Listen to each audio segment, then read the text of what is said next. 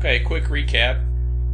Video number 1, we did our background image. Video number 2, we did our video insertion into our little TV screen with the money around it. And now here in video 3, we are going to insert our autoresponder code. And you'll already need to have your autoresponder code from Aweber or whatever autoresponder company that you use.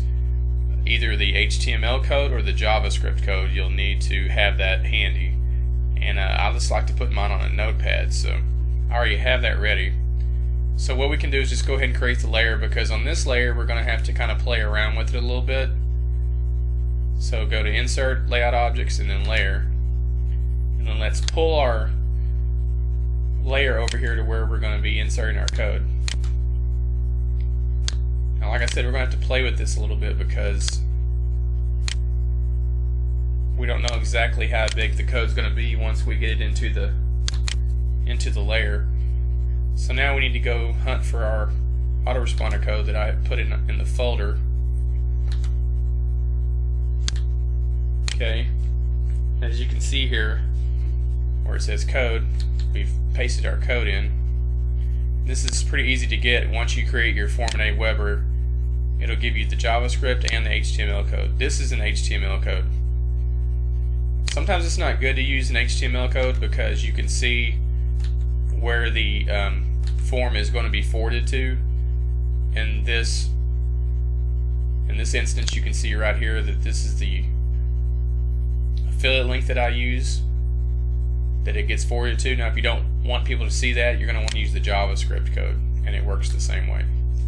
The only difference between the Hotmail and the JavaScript code is on the HTML code you can edit values in it, but on the JavaScript you would have to edit those values in Aweber, so it's kind of a downside. But the upside is once you edit JavaScript in Aweber, you don't have to upload everything back to your host.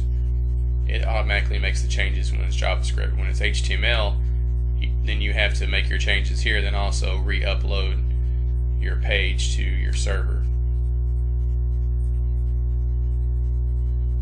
Okay, let's X this off now. We just simply click on our third layer, and right here where it says layer 3 and you have the cursor, we just right click and then we paste that in. Push refresh. Now what we simply want to do is view everything in a web on like an Internet Explorer or Firefox. You probably want to do them in both to make sure that it's lined up where you want to. But here in our view, it looks like it's a little over to the left. Maybe we want to switch it to the right a little bit.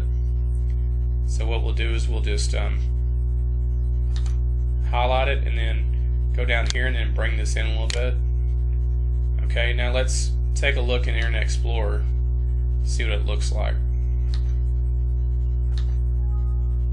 So we'll just save those changes and then it should show the preview. Then we just click Allow Block Content if you have that ActiveX not checked in your Tools section. Okay, now as you can see, the video is on there centered perfectly, and my images for the autoresponder is exactly where I want it. Maybe I want it just a little bit down. So what I would do is just take this off, scroll down here, and then just make this a little smaller like this. Okay, now let's take a look at that view real quick. Save the changes.